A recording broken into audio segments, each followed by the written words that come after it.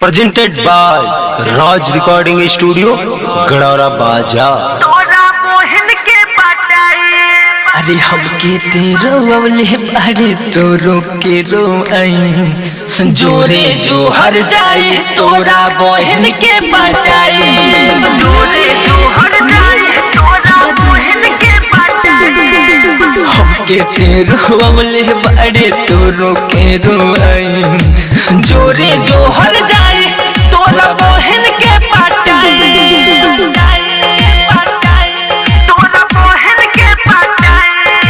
जितना ते सतावले बारे तोरो के सताई जोरे जो हर जाए तोरा बहन के पटाई जोरे जो हर जाए तोरा बहन के पटाई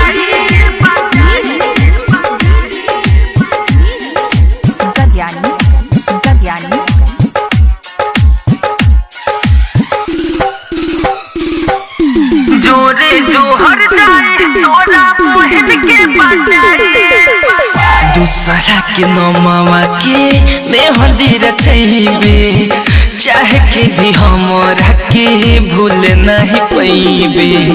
दूसरा के नौमावा के मेहंदी रचैबे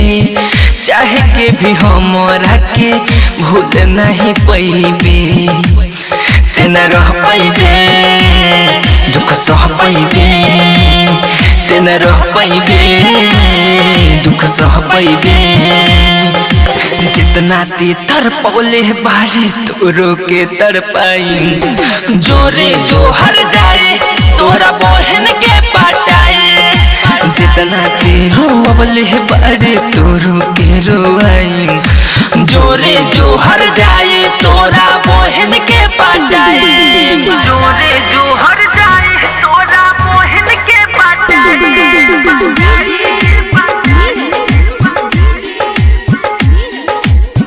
presented by Raj Recording Studio, Garhaura बाजा।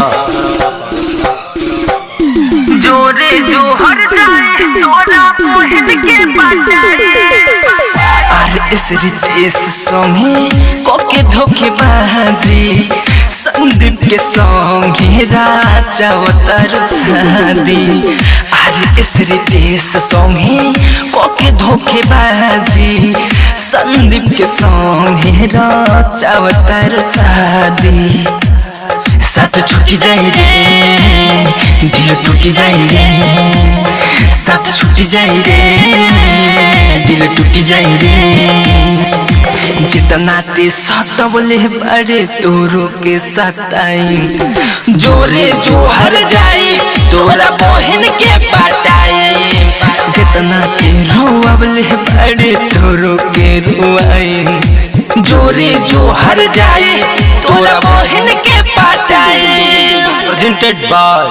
Raj Recording Studio, गड़ौरा बाजा।